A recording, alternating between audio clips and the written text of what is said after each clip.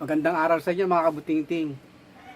Ngayon po naman ay ang content natin ay tungkol sa kung paano mag-record ng ating mga keyboard or synthesizer sa ating mga computer. At gagamit tayo ng mga DAW o yung tinatawag na Digital Audio Workstation. Ano ba yung mga paraan na to para makapag-record tayo sa ating mga PC? Tara po, samahan niyo po ako sa aking content para malaman po natin kung ano yung mga paraan na to para makapag-record po tayo. Tara po!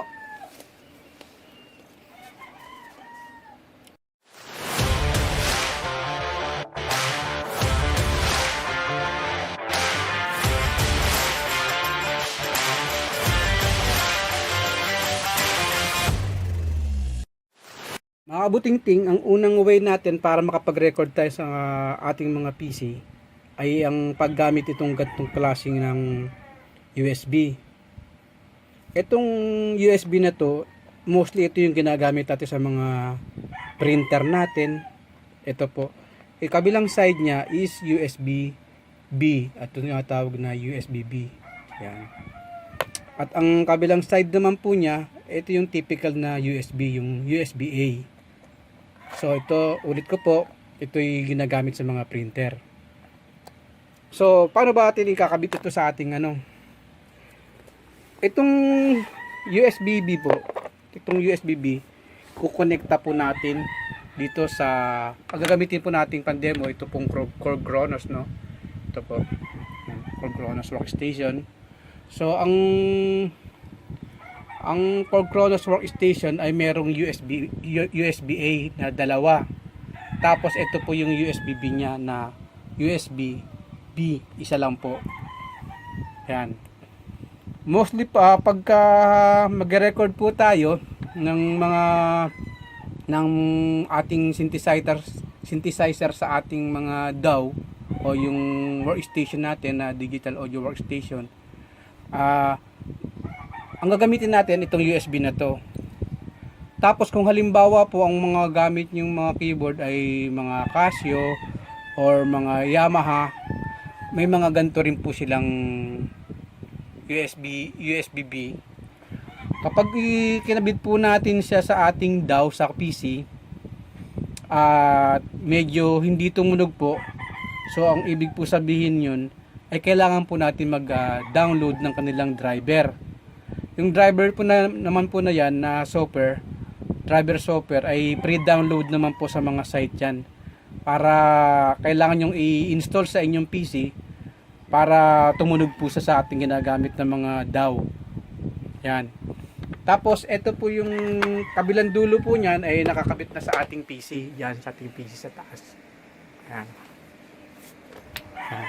Nakakabit na siya sa ating PC, no? Yan.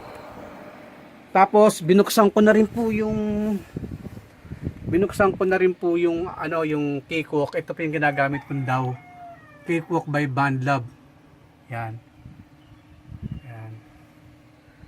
Tapos halimbawa po sa Cakewalk, kailangan dito po sa pangalawang mula dito sa katabi ng file, itong edit, yan, dito niyo lang po, click niyo po to. Tapos pumunta kayo sa dulong baba, makikita niyo tong preference. Tapos pindutin niyo yung preference.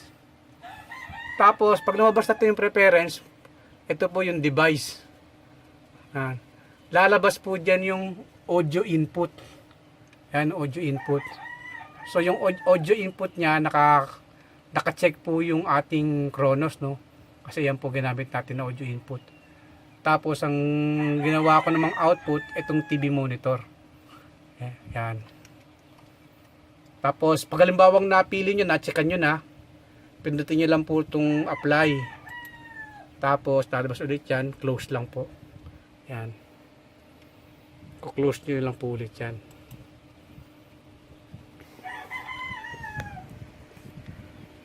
Saglit lang po. Bababa ko lang volume para hindi magkasama yung tunog. Kasi nag-output po ako sa sa power amp, powered speaker. Saglit lang po.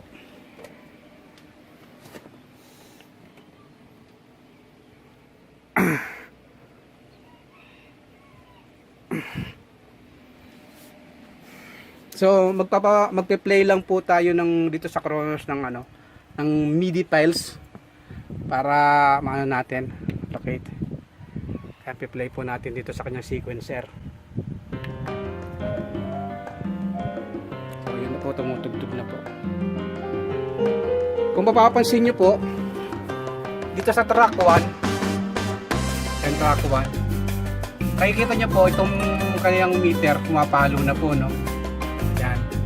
Ito po, pag pinindot nyo to, yan, mawawala po yung meter na pumapasok yung audio sa kanya. So kailangan po ito napipindutin niya yan, yung record niya. Saka itong input echo. Yung input echo, pindutin niyo rin po yan. Para makita niyo yung pumapasok na audio. Tapos pag halimbawang magre-record na kayo, at meron kayong i-record ng mga piano track o anumang klaseng track, pwedeng mga string or mga orchestra, depende po sa inyo kung anong klase kung i-record nyo. Pindutin nyo na lang po itong record yan, comping, para ma-record nyo po yung mga project nyo. Ganyan po yan siya. Pag gumamit po tayo ng mga ganitong klaseng USB na ito po ang pinakamura na interface natin sa ating PC. Kapag ka ang iyong keyboard ay merong ganyang USB. Yan. Ito po yung pinakamura na makapagre-record tayo sa ating computer using ang mga DAW na to. Marami naman po klaseng mga DAW, mga digital audio workstation. Yan. Yan po. Dahil sa sample po natin, halimbawa para makita po natin, yan. Natin yung record button. Yan. So, nakikita nyo po, yan. Nag-record na po siya. Yan na pinaka,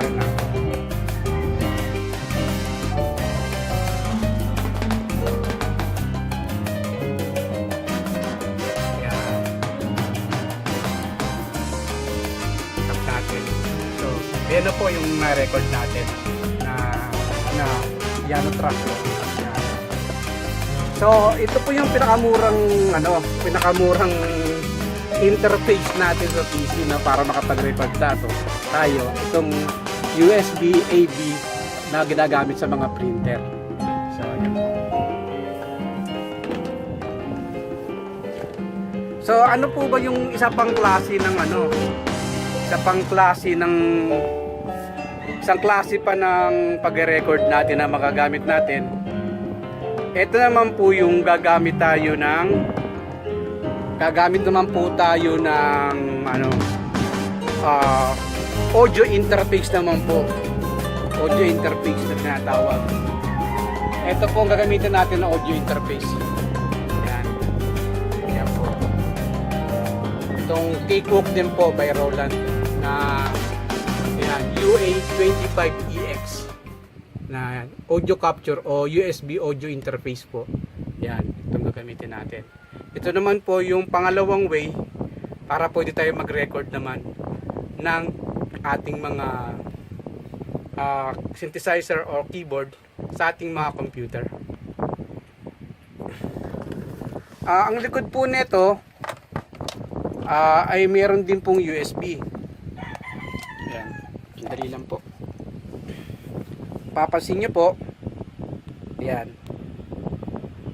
ito po, yung USB na yan naman po yung papunta sa ating computer. Ito po, yan, itong USB na to, yan naman ang papunta sa ating computer. Tapos ito naman yung MIDI. Pwede ka bang magkabit ng MIDI dyan, tulad nito, yan, yung MIDI in saka MIDI out nya ng Kronos, dito mo ikakabit para pag magre-record ka naman ng mga MIDI files ng mga MIDI. Ito naman dyan mo kakabit. Ito naman tulad nito ng Triton naman, may MIDI in MIDI out naman siya. Itong Triton, called Triton. dito mo naman ikakabit siya sa yan, para pagka magre-record naman ng mga MIDI. Yan. Diyan mo siya kakabit. So, i-testing naman po natin siya kung paano tayo magre-record dito, no?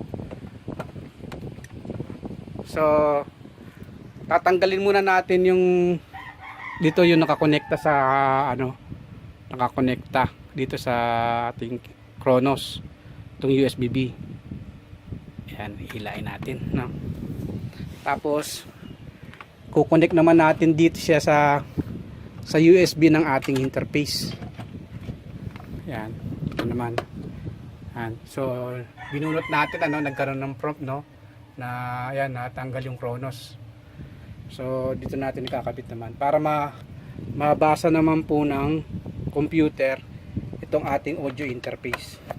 Yan, nakakabit na siya. Yan. Tapos gawin natin, exit lang muna natin tong exit lang natin itong ating K-Cook by Bandlab. Bali mangyayari, restart lang natin siya, no, panibago, kasi babaguhin ulit natin yung yung sa preference niya, kasi nagbago na tayo ng audio interface natin, so 4 track lang. Yan, wait lang po. Yan, tapos babalik ulit tayo dito sa edit, yan. Click lang natin yan. Tapos pag na-click na natin, punta tayo sa pinakababa. Oy, nasa view pala ako. Sa preference tayo. Sa baba ng edit, preference. So andito na, no. Ngayon dito sa ating audio setting, audio device sa taas to. Pag lumabas yung preference, ang ating input device naman ay itong line UA25EX. So ito po yun, yung audio interface natin. Yan, baliktad nga. Ayan. So yan po. Yan. Yan siya. Yan. Tapos ang kanyang output ginawa ko po sa TV monitor lang, Yan. TV monitor. Tapos apply lang natin. Yan. Tapos ito sa track 1, yan, pinitin lang natin itong pinaka-record niya, saka itong input echo. Yan. Tapos mag-play ulit tayo dito sa Kronos ng sequencer, kasi hindi ako makakalapit sa kanya para makapag-demo ko ng tutugtugin ko eh. So okay, nakapili na tayo. Mali, saglit lang po. Okay, so play na tayo, play.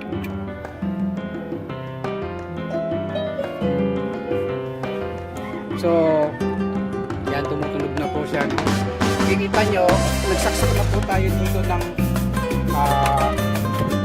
bali yung output naman po doon, output ng ating Kronos.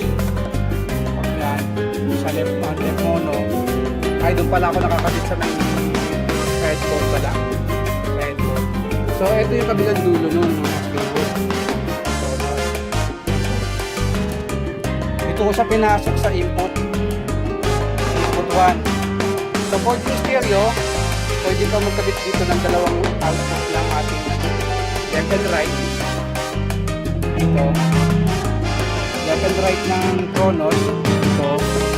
Ito left mono saka right. So pwede yung ikabit dito. Yan, left and right. Tapos ito yung kinakabit. So isa lang po yung kinabit natin, itong isa lang. Left mono lang. Ayan po, makikapapansin nyo, nag-record na po tayo. Ayan po yung pinaka, ayan po. So, meron na, Tapos, pagka ganyan na po, nag-record na, Pwede lang natin itong pinaka-record niya mismo. At nag-record na po yan. Yan na po, kita niya po, nag-record na. Yan.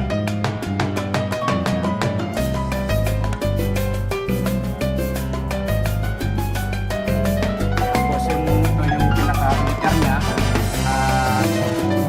Tulad niya po, ang masyadong napaka-mataas niya, no? Distorted na po yan. Distorted na po yan. Ganyan. So pagka ganyan po distorted, ano yun lang to. Babaan nyo lang yun po yung ano niya. Para mabawasan yung ano. Ayun. Yung bawasan na yung peak niya na naka ano.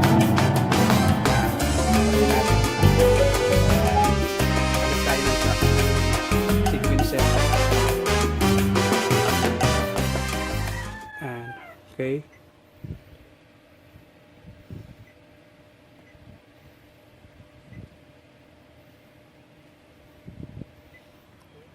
Ang hirap pa. Ang hirap kasi hindi ako nakaharap dun sa keyboard eh.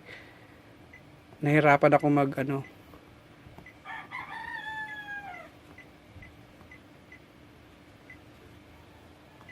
Okay. Okay. Patugtugin natin.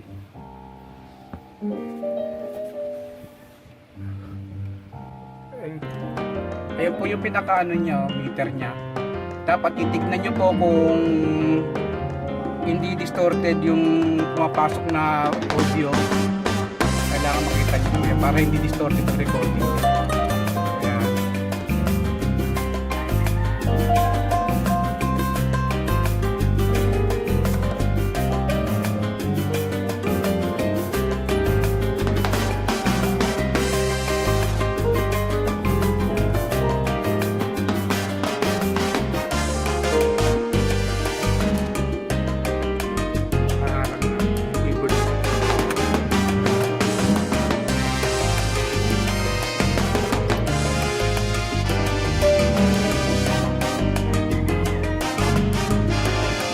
Yan po, nag-record na siya. Para sa inyo po yan.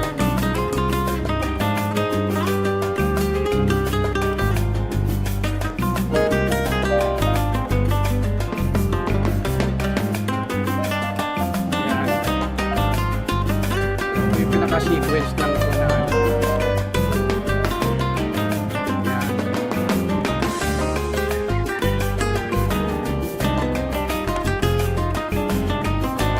So mga kabutingting, ganyan lang po ang dalawang way na kung paano tayo makapag-record ng ating mga synthesizer o keyboard sa ating computer na gagamit ng mga DAW. So ganun lang po yun. Meron din pong mga ibang klaseng kasi hindi naman po siya nakakapag-record ng ano. So makakapag-record ka lang. MIDI lang. Ano ba napunta yun?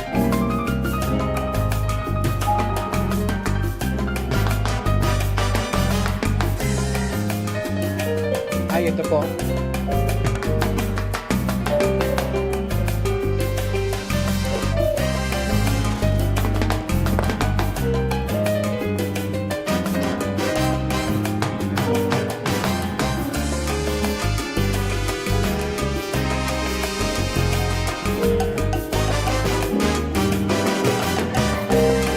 Ito po yung isang yung USB to USB to MIDI. Ang kabilang dulo niya is USB A. Ang kabilang dulo nito is MIDI. MIDI naman ang kabilang dulo nito. Bali, ito po siya.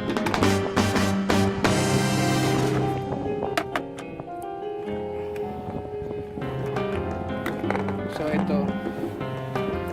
Ayan, ito po. Ito po siya. M-audio po to. USB uno siya. Ayan, ito USB uno. M-audio. Ang kabilang dulo is USB A. Tapos ang kabilang dulo naman is MIDI in sa MIDI out na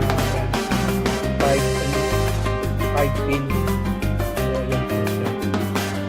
Halimbawa, gagamitin mo yung gagamitin mo naman yung ano, yung module, yung control, yung keyboard mo, gamitin mo yung module niya, kaya yung module ng ibang keyboard na ginagamit mo, yung brand mo, kahit ano pong brand.